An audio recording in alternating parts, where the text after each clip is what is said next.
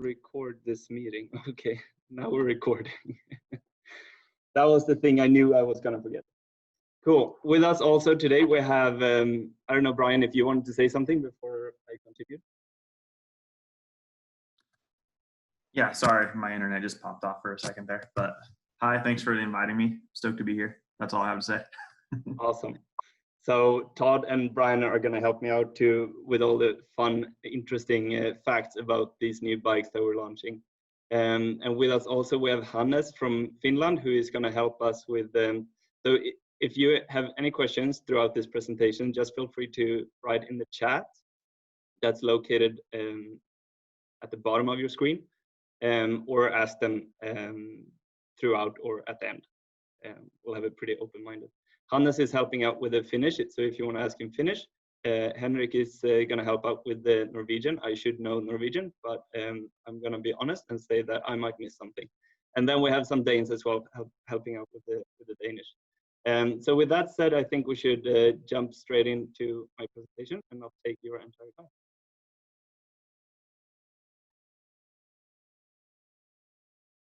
Cool. So today we're going to be talking about modern cross country, and as we see it, modern cross country is a very broad term today, and it can mean a lot of different things. And this is what we've been taking very seriously and identify these areas of use for modern cross country, and we have identified them as the race rider and the ride rider. Basically, we have, as previous, we've had the Epic and we've had the Epic Evo. We've optimized these two platforms even further in each direction to give the rider the ultimate experience of that platform. So we're going to be starting to talking about the race, the Epic, the all new Epic. And these are for the rider who wants to cross the finish line first. They want to be competitive. They want to win races. They will win races riding this bike for sure. And for those who maybe don't win the race, we still want you to feel like Aron and Risved's winning the races, and to bring this feeling to all riders. Just backing up the tape a little bit to see Mr. Ned Overend here, racing an old country track back in the days. We saw that the trails were much flatter, and today's cross-country tracks are turning into trails that I'm sorry to say, but I might not even be able to ride on my Diverge. No, definitely not on my Diverge, and maybe someone. So this is kind of where we're coming from with the race. Everything needs to be more capable, but it's not all about winning downhill. You also need to win uphill. And that was our main goal and main focus about developing the new Epic, to be something that can win over any sort of terrain, both up and down, because you need to win everywhere. And that's why we should introduce the new Epic, and I should uncover it. Very good. Very good. All right, cool. Think fastest. That's our new Epic. Thanks, Brian and Todd, for making this beautiful, beautiful piece. All that congratulations goes to Brian and the team. I mostly just stayed out of the way. Yeah. Cool. So what we've done here, we've worked on efficiency and power transfer of the new platform, for better handling and capability, both uphill and downhill. We've decreased the weight of the bike, working with tube shapes and other sorts of things. We'll go through the suspension today, the chassis, the development of the chassis, and its progressive geometry. But we would like to tell the story once again about the brain. Where does this concept come from? And basically, like I was talking to Todd the other day, and he told me that back in the days, riding the first FSR bikes, the athletes were saying, it feels like I'm running on a mattress. And everyone who's been to elementary school being forced to run on a mattress knows that that's not very fun. So I can't remember who was on the airplane going back from but from Europe, from the races. But it was back in Mike McAndrews. Yeah, who leads our suspension department. Mike McAndrews. So back in 2002, we had our first prototype. Is that right? Or were we launching our first? It was 2001 was the first prototype, and Mike McAndrews, who was with the team in Mallorca, trying to get them to race the FSR, and the athletes made that comment, and they wouldn't race it. They said it was too inefficient. They wanted a hardtail feel. So on the flight back home, Mick literally started napkin sketching the brain damper and figuring out, it's an inertia valve is an older design, but he figured out how to package it into something as small as it is on the bicycle. And that was what you see here is in 2001, the first prototype of Ned, or of the Epic, Ned riding it. So it's super cool. Super cool. That idea still lies here and is the foundation for the brain that we're seeing tomorrow, I guess. But just to go through it again with you guys, it's the only shock that knows the difference between trail input and rider input, which makes that hardtail feel when you want it and the compliant full suspension feel when you want that. We also always have the rider in focus, and we know that lockouts, cables, levers, they're all distractions from what's actually important, which is the trail in front of you. Well, you don't want you to think about that. We want the brain to adjust to the terrain by itself, and really brain thinks so you don't have to, and it probably does it way better than you do. Because if you're going with a bike like some others are using with lockout levers, you might be able to lock your suspension and unlock it maybe, I don't know, 50 times throughout the race. And if you're like me, you'll always forget it locked on top of the hill and then ride down the hardtail. So we want the bike to think so you don't have to. So what is the brain? We want to go through this story again just because we think it's very important to know exactly what it is, both for you and the riders coming into your stores. But the brain is a complete system, and the key component is the inertia valve, which is what is an inertia valve? Yeah, it basically means a tendency to do nothing or remain unchanged. Guess you can think of a whiplash in a car. So this is the new brain unit behind the rear axle of the bike. And I believe I talked to, I don't know if it was you, Brian, or someone else, how the suspension team and the frame team were working closer together than they normally do. Yeah, I can speak to it a little bit. As you see on this slide, there's quite different packaging on the shock and the frame and the way the brake is oriented and all that. So this was a really clever design that came up between the shock and the engineering team, really working closely together on how to streamline the packaging of the rear shock and get the damper and the IFP reservoir down below the inertia valve. As you guys remember on the previous shock, it was up above, and that was for packaging to protect it from rocks and things like that. But with this clever frame design and bringing the brake down to the chainstay where it's really nice and stiff, we can lighten up the seat stay, get better flexing through the seat stay, and then improve the packaging of the rear shock as well. So now the oil flows right from the hose up in the top of the shock through the inertia valve down and then into the reservoir and back. So it doesn't have to do kind of a maze like it did before, like down through the inertia valve, up into the reservoir and back through. So yeah, it's kind of several gains for no downsides. Exactly. Cool, thanks, Brian. So I'll run through this a little faster, I guess. The inertia valve is a brass mässingsvikt. It is supported by a spring. I think it was Ethan who made these slides. I think they're really fun. That covers the oil port on top. And what happens when the rider is putting force into the bike? Nothing. And the oil port remains closed. Oil flow restricted. But when you hit a bump, upward force will bump the bike up, but the inertia valve will remain level and open the oil port. And that's the flow like Brian was talking about from the top down.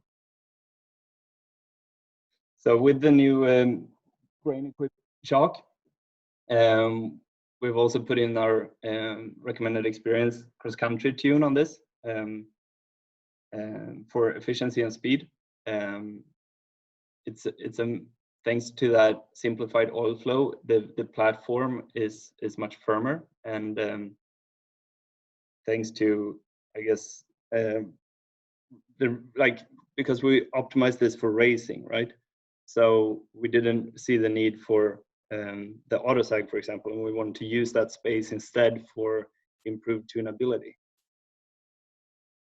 Yeah. Any comments on that, guys? Yeah, I can add to it a little bit. This photo is pretty cool. This is from our team camp in Girona. And so this is Alan Hatherley's bike. And as you guys can see, there's like a little metal collar attached to the rear shock and then some telemetry stuff on the fork as well.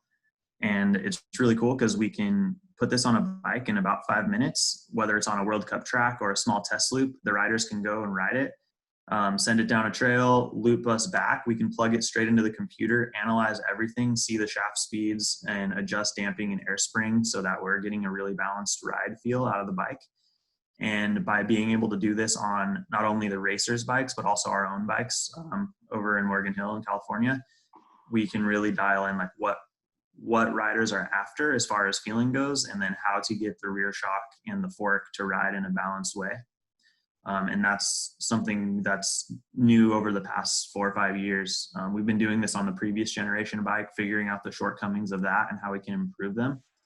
And so as Rasmus mentioned, the air spring in the rear shock is now tunable because we're seeing a little bit wider range of rider demands. You know, you've got these guys on the World Cup tracks sending massive drops and things like that. And then you've got, like most of us, just riding on cross-country trails with smaller roots and rocks and things like that, where you know, we want a little bit different bump absorption. The demands are just slightly different. So now we have a negative air volume spring, so you can make the rear shock ride more progressive, similar like to when you put an air volume spacer in a fork to make it ramp up quicker towards the end of the stroke. So yeah, that pretty much sums up the RX tune. Cool. So to conclude the brain unit, we made it even smarter than it was before. It is now a firmer platform. Thanks to the improved oil flow, it will have a smoother transition from open to closed, and the air spring tunability, like Brian was just talking about. We also made it way more durable. Before we were using a aluminum shaft, and it was 12 millimeter in diameter. Now we've reduced the size and made it out of chrome plated steel instead, and to reduce friction. And also steel is way harder.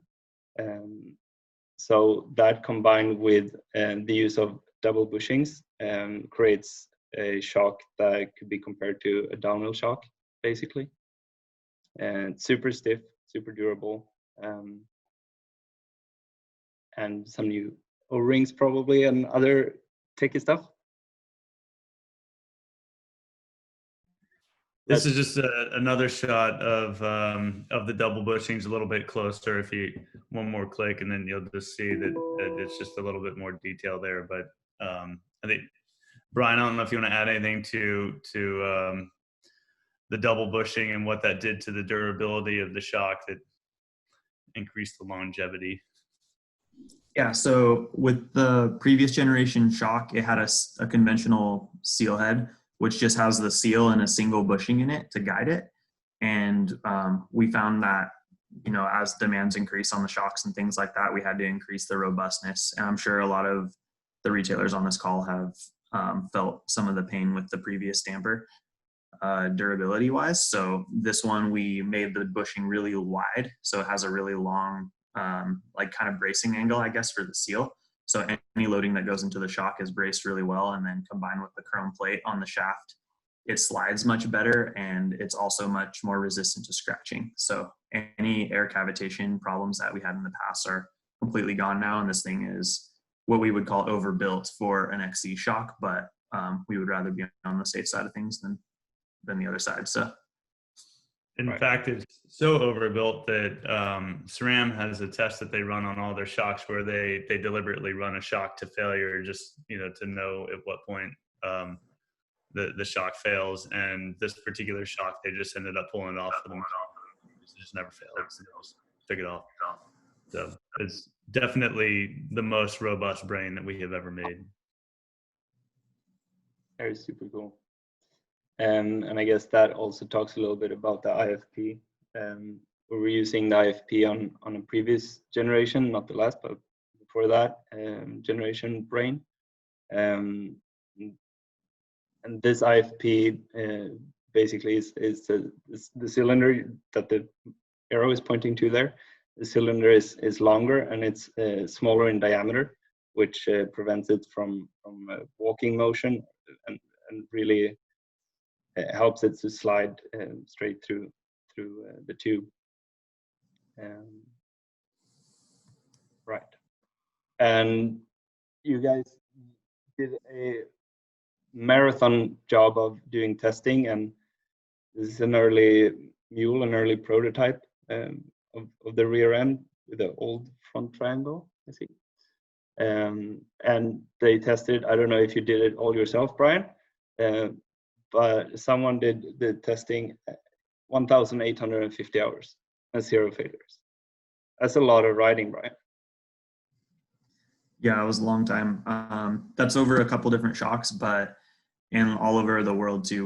We had riders in Europe and all over North America as well, just riding it as hard as we could, trying to get one to fail, challenging people, giving it to people like Curtis Keene and like some enduro racers and being like, can you please break the shock for us? And no one could produce any results on that. So, and to put some perspective on that, that's equivalent to racing the Cape Epic 72 times. Very clear. And with all this durability, we're happy to say that the air spring service that's previously been 50 hours is now 125 hours. And the damper service is 250 hours instead of 200 hours. And when you guys sell one of these bikes from your shop, it will also come with a 2 years of service included in this purchase on the damper service,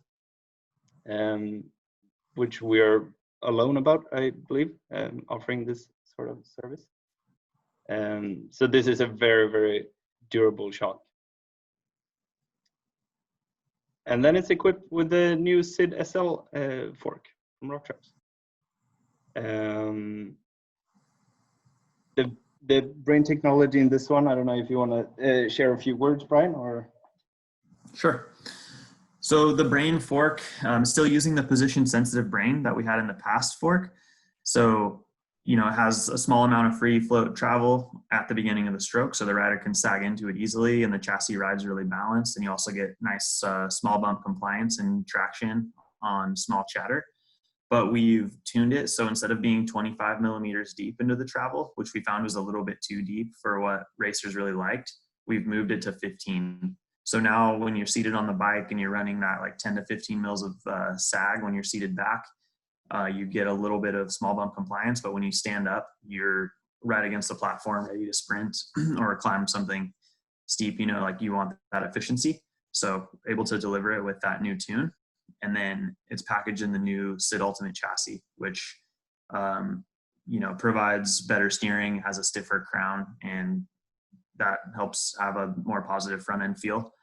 And the bushings are all redesigned, so the friction now in the lowers is much reduced. So that small bump compliance is drastically improved, and all of that while shaving around 70 grams in the chassis.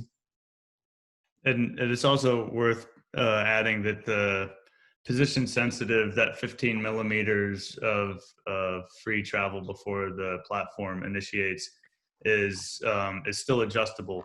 So if you as a retailer want to open up the fork, you can adjust that from anywhere from essentially zero, like firm platform right at the top, all the way into, I believe it's 30 millimeters of free travel. So if a rider has a preference that they want it firm all the time right off the top, or they want a little bit more movement, that's adjustable. We started at the 15 millimeters because we find that that's more what the general, the most number of racers they're looking for, but there's still the option to fine tune. Cool. We have some questions here. I think Ricky might have asked. Do we still send the brain shocks forks to the European Service Center when it's time for service? Yes, we do. Service intervals, Peter, I think we answered that. If you're happy with that answer, otherwise just write again. All right, chassis. The chassis development, we've optimized the stiffness of the entire platform, the chassis. It's lighter and it's way more capable.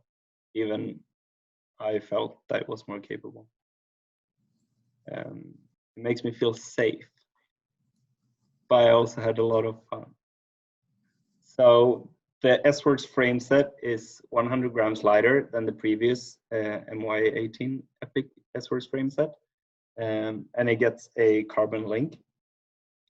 So weight savings and stiffness comes a lot from research on tube shapes and frame construction, and also detailed research on hardware, what hardware to put where and where it's needed, and that kind of stuff.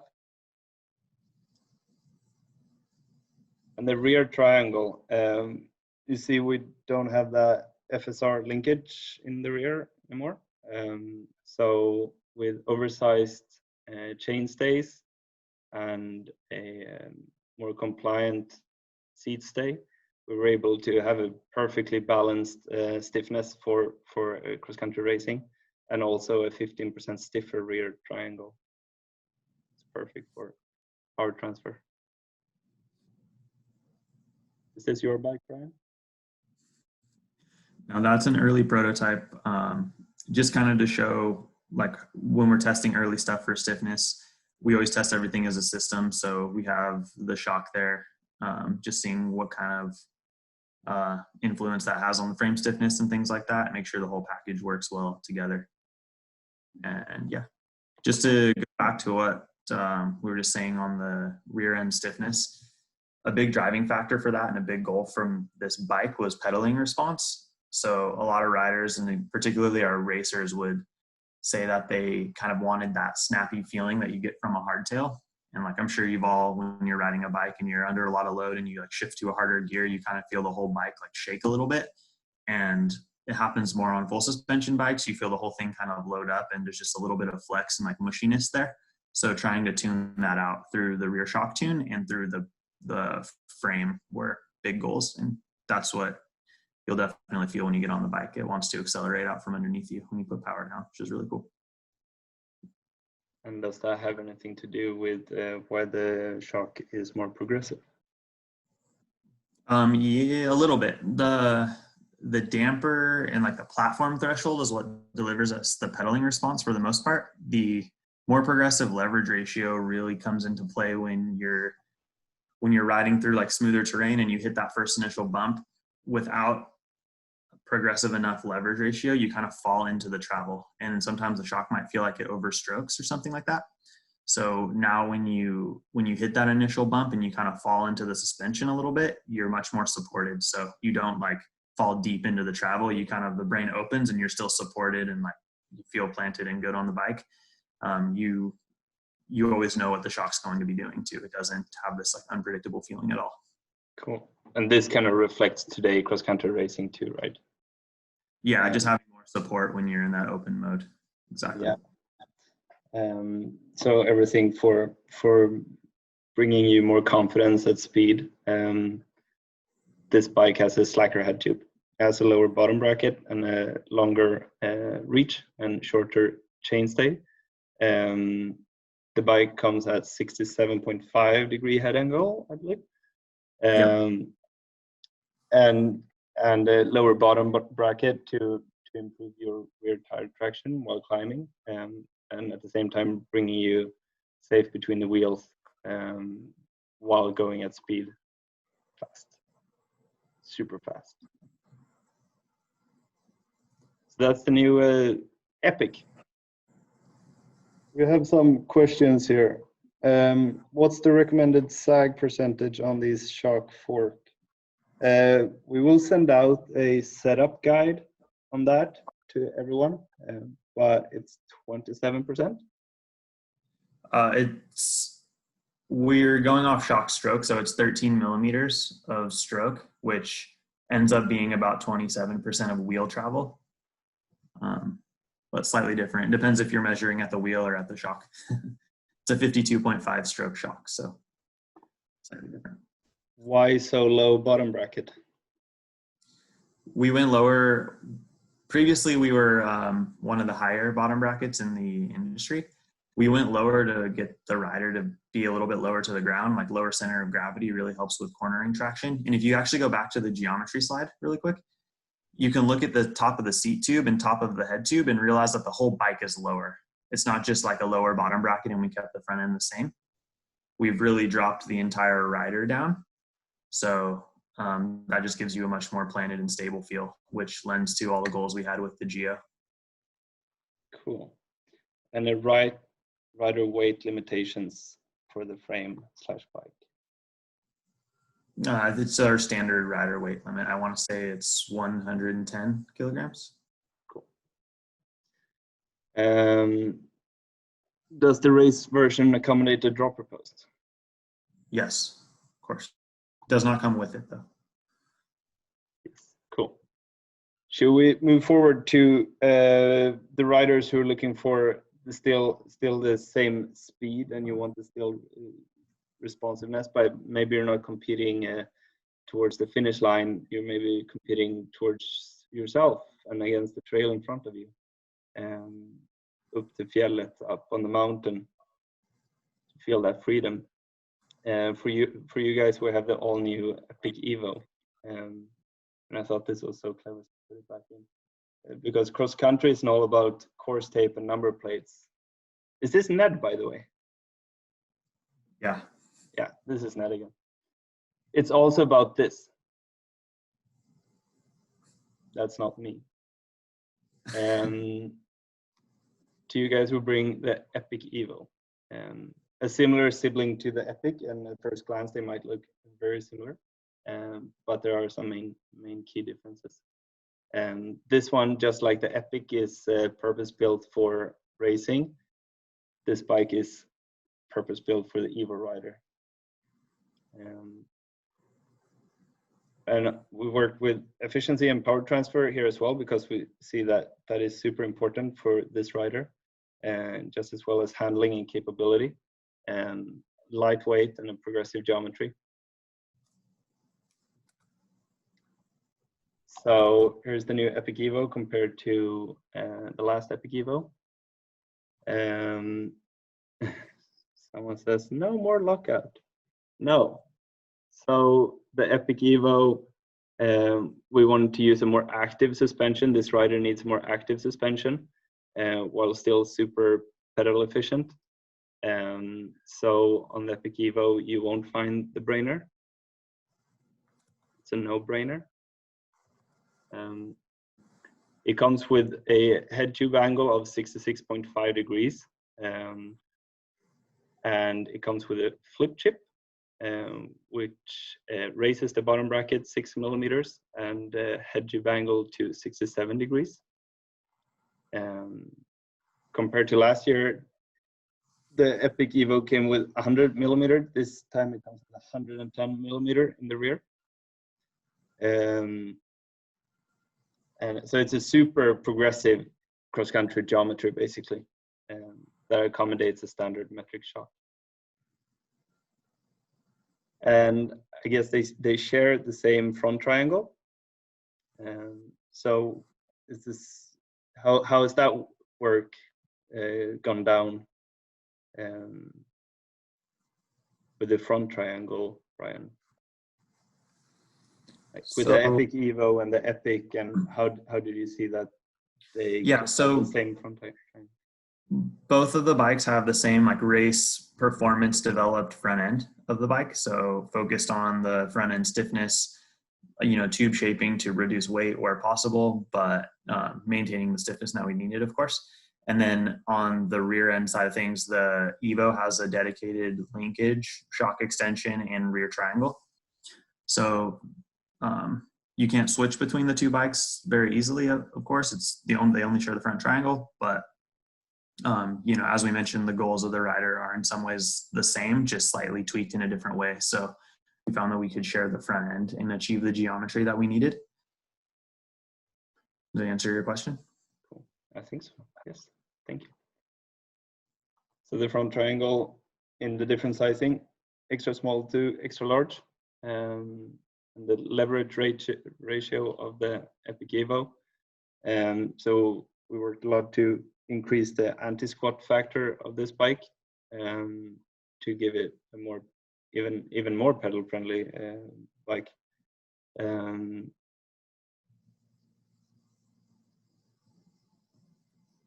How did you work together with SRAM to develop this Sidlux shock? Yeah, so when we started this frame project, it was pretty much right aligned, 3 years ago when RockShox was starting their new Sid shock project. So we worked really closely with them. They're a partner with us on the brain shock, so they were really in tune with what was going on there because they completely manufacture it for us. And so with this, we got all of their compression ratios and all the details about the shock super early so we could design the frame with all of this in mind and make sure that at the end of the project, we would have a shock and frame that worked really well together, just like we do on the brain side of things. So it's really unique when you own the shock and the frame side of the projects because you can really tune each of the components to work perfectly together, versus a lot of brands would just pull the shock off the shelf and try to tune it as well as they could to the frame. So it's a big advantage for us on the XC projects. And all the goals that they had with the Sid stuff were right in line with what we did on Epic and Epic Evo. As all of you know, they came out with the Sid SL fork and the Sid fork, which fit perfectly on these two bikes. So yeah, definitely like common views of the goals of the rider between RockShox and Specialized. So it works really well for us to partner with them. It's cool. Both RockShox and Specialized are taking the effort to do that. Mm-hmm. Question that we were waiting to come, I guess. Lockout on Epic Evo. Thought process behind that. I'm thinking active suspension. But do you want to comment? We got a lot of feedback on the previous Epic Evo that riders wanted that bike without the brain on it, just for a more like trail bike feel. And so since we've kind of separated the two bikes a little bit farther now, with the Epic going more firmly in the race direction and then this bike kind of leaning more towards trail, it made sense to separate that out a little bit. And rather than doing like a custom brain shock for Evo, just use what our other manufacturers are using for this experience, which we believe works really well. With the improvements in the anti-squat and the shock tune, it pedals really well in the open mode. Like I rarely lock mine out unless I'm like riding on the pavement over to the trails or something like that. And it has a lockout lever on the shock, so you can flip it for that or for really long climbs or things like that. But if you're on the single track, the active pedaling is definitely what the Evo riders want. Do all levels of the Epic Evo have the little switch on the shock? Yes. Yeah, and another thing to mention is with the increase in capability of the race bike, like if you add a dropper post to that bike, it's definitely as capable as the Epic Evo that people know from last year. So even with just 100 mils of fork, the suspension quality is so much better and the geometry is so much better that you can go faster on that bike. So if someone was racing the previous Epic Evo, they would probably be better suited on the new 100 millimeter Epic with brain. Cool. Thanks, Brian. Cool. So that's the Epic Evo. And she is good looking. That's for sure. I think we should move into the S-Work side of these bikes that are equipped with the new Roval Control SL wheels. unless Todd, did you have anything you wanted to add to the Epic Evo? No, I mean, I think Brian hit on it perfectly. It's the only thing I would say is, the comment that he made about not making 2 custom brains. Like, some of the feedback was the racers wanted a much firmer brain. So doing dedicated chassis and dedicated suspension systems allowed us to make the Epic even more focused on the racer, and then free the Epic Evo to satisfy those riders that are going to go out on all day kind of multi-hour marathon rides or whatever. And so that more active suspension, we think it's going to provide a little bit more comfort when you're out there for multiple hours riding on really technical terrain, but still having the lockout on all the shocks. You don't need the lockout to activate at the speed that you need that in a race setting when you're trail riding. And so I think this shock here and this suspension setup for the Evo rider is perfect. Cool. All right, so the S-Works models are equipped with the Control SL wheels, which is a new wheel from Rival. The main difference, I guess, is right off the bat, it has an inner diameter of 29 millimeters instead of 25, which makes the tire functioning better, really increases the tire volume and reduces squirm. With 4 millimeter flat top bead hooks, it reduces pinch flat punctures by 22%. It has this asymmetrical rim shape that is designed to balance spoke tension, and it also allows for a single spoke length assembly of the wheel, which is super handy. It has better vertical compliance that keeps you in control and maintains grip and speed. These wheels are going to be really good. They come with ceramic bearings from DT Swiss, airlight spokes, a new DT ratchet drive system, and they weigh 90 grams less than the older generation Control SL wheels, I guess. Not older, I don't know, they will, I believe that. Okay, so that's the Control SL wheels. I haven't had the chance to ride them yet. I'm sure someone in the audience here have. Maybe want to comment on these wheels. I can add a little bit just because we got this picture of Simon here from the Nova Mesto World Cup last year. So I brought a set of these wheels over to Europe with me just to get the team to do a lap and ride them. And after Simon did one lap, he basically refused to take them off his bike. So he begged and pleaded, and me and Todd caved in, and we said, okay, fine, you can race them because they don't have any logos on them. And that was his only podium of the season. He had like his best race of the whole year. And then when we made him give the wheels back, he was super sad and unfortunately didn't do as well the rest of the year. But they're definitely bike transforming wheels. Like as soon as you put them on, you can feel the difference, the weight, and like the better rolling through the ceramic bearings and things like that is super cool. I'm not sure if you mentioned it either, but another cool feature of these wheels for the guys in the shop and also riders who are going to stage races and things like that is that every spoke in the entire wheel set is the same length. So if you need a Control SL spoke, it's just the Control SL spoke. You don't need to figure out is it drive side, non-drive side, front, rear, all of that. So that's makes it extra convenient. Very convenient at races, but also in workshops. Yeah, in workshops. Yeah, exactly. Yeah. So, and then I actually got a text this weekend from one of our field testers who's, I don't know what it is in kilos. He's like 210 pounds. So like almost 100 kilos. And he sent me a picture of a broken wheel, and I thought it was this one, but he was riding it on a Stump Jumper Evo.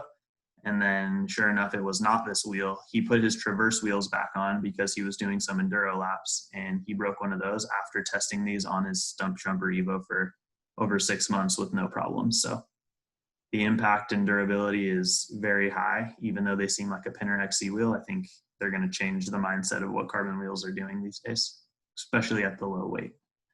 And that, and with the reduced pinch flat resistance, is so significant that, you know, so many flats come from the rim puncturing the sidewall, and with that sort of flat head of the rim profile now reduces that significantly. So in fact, Simon flatted at Mount St. Anne at World Champs, and had he been running these wheels, I'm almost certain he would not have flatted, and he was sitting in second or third. I can't remember. He was at the front of the pack, which is so. Yeah, that reduction in pinch flat resistance is massive.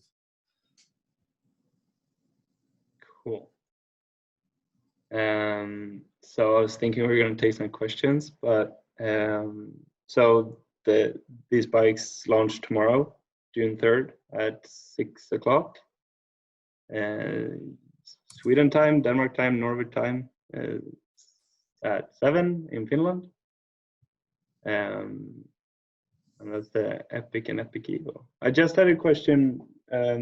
How have we been working like with our athletes in the development? How have our athletes been involved in the design process?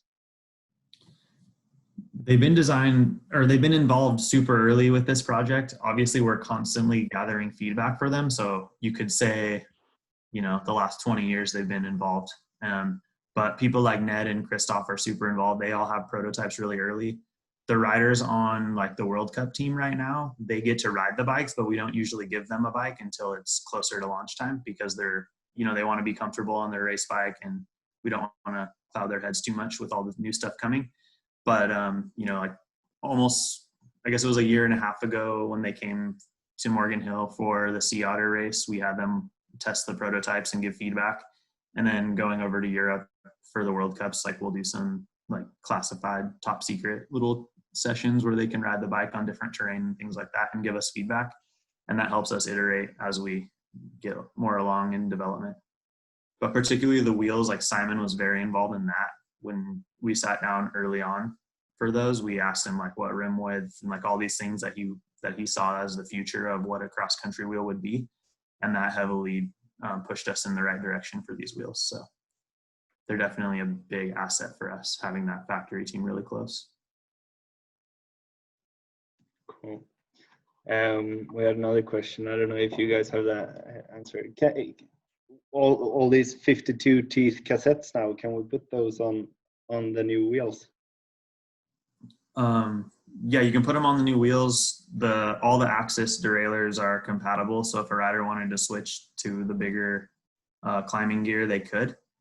We're using 50 tooth on these. We believe that the tighter gear steps and the lighter weight in the drivetrain is a bigger benefit than a 52 tooth granny gear on like a high performance XC bike. It's kind of like putting a compact drivetrain on a Venge or something like that. So we stuck with the 50 tooth to keep all of that kind of with the same intended experience. Fair enough. Is that hub microspline free hub body compatible? Yeah, it's compatible with Shimano microspline for sure.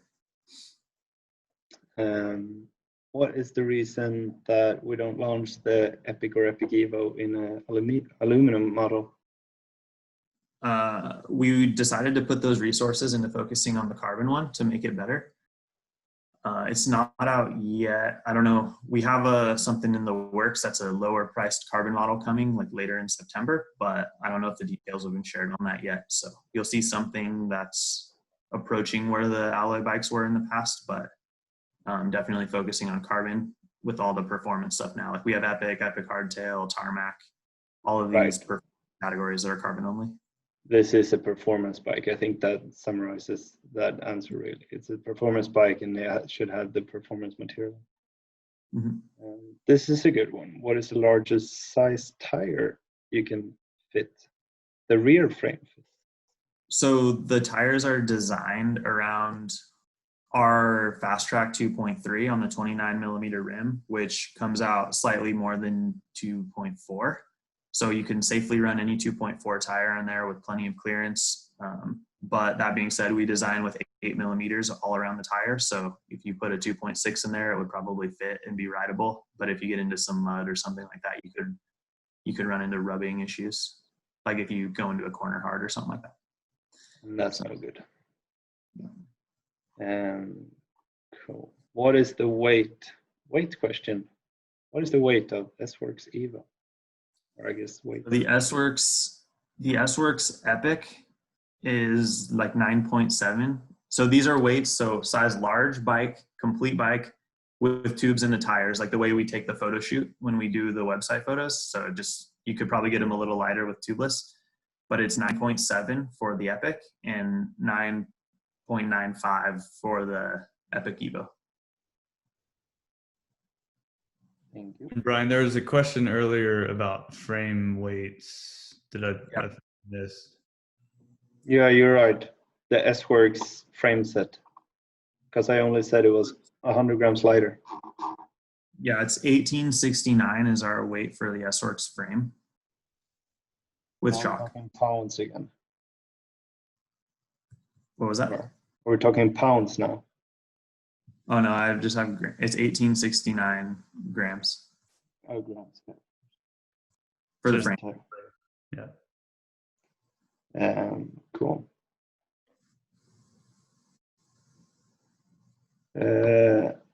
Is there any? What is it? Why is launch in Iceland later? That shouldn't be. It should be at the same time. If it's the same time zone, or it's not the same time. We'll look into that. Yeah. Thank you, Brian and Todd. Do we have any other questions? Like, now is the time to, like, it's not often we get these two guys on the line.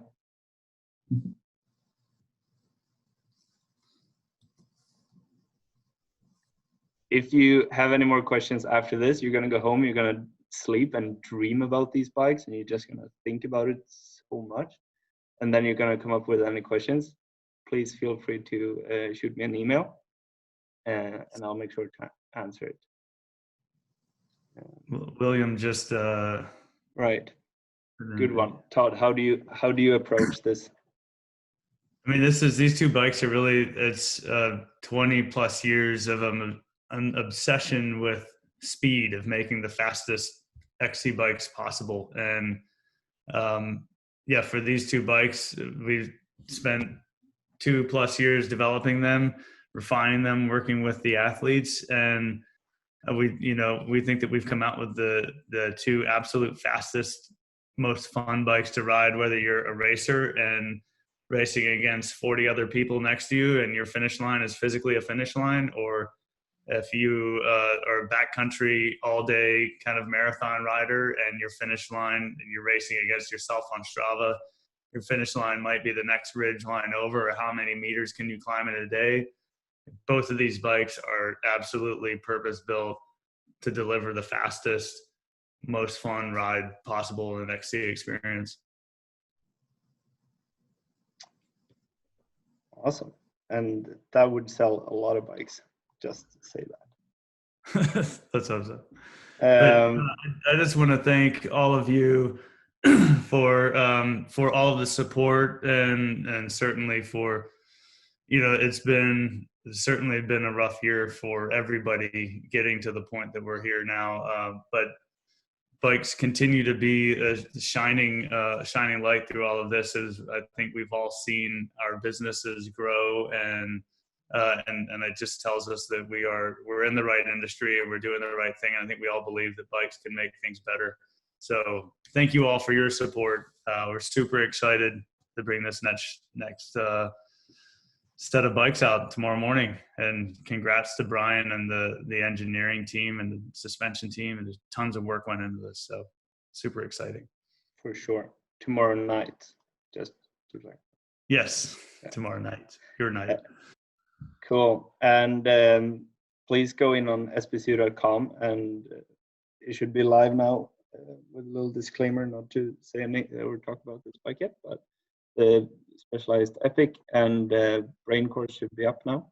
So please do those courses and share it with your coworkers. Thanks, Brian and Todd, for taking the time today. It's very, very, we're very happy about that. Thank you guys. Thanks for having us. Thank you. All right. Bye-bye. Take care.